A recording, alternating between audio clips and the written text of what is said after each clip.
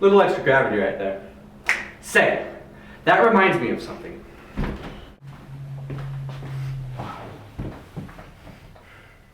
Today I have a story about a young lad and a fundamental principle. That lad is Tim, and that principle is gravity. He's believed his whole life that nothing is keeping us tethered to the earth. In what seemed to be a fit of hysteria, he declared that with nothing but his twiggy little legs, he could escape for greener pastures. Let's watch.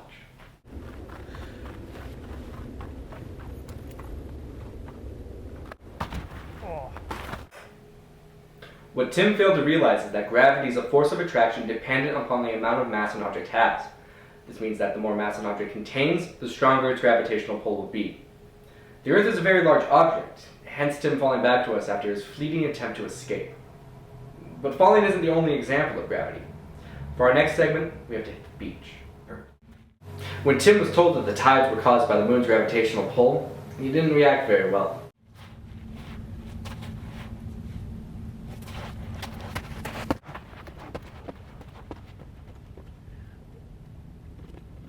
Tim's just a little sensitive around the word gravity right now. While he calms down, I'll explain how the moon's orbit around the Earth creates tides. Here we have the Earth, and here we have the moon. The moon is large enough to have a gravitational pull strong enough to affect things here on Earth. While it's not enough to move big, heavy things like us or boulders, it's enough to move the molecules of water that surround our planet, the oceans.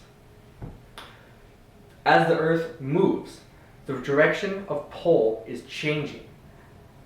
That means that while the moon is here, all of the water on Earth is being pulled in one direction.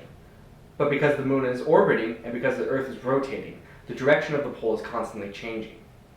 So about every 12 hours, one side of the Earth will be considerably higher than the other. I think Tim's calmed down enough to explain to us what he's learned today. To do so, he's going to unveil a classic experiment. Let's watch.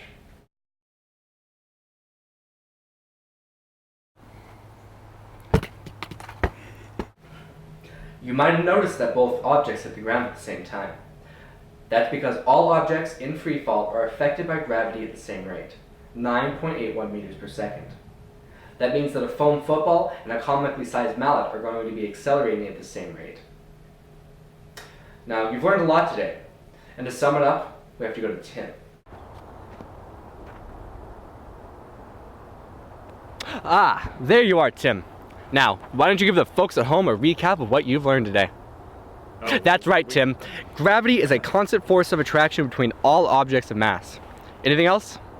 Yeah. That's right, Tim. Acceleration due to gravity in freefall is the same between all objects, regardless of their mass.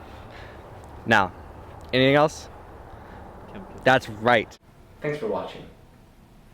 Da da da da da da da da da da da da.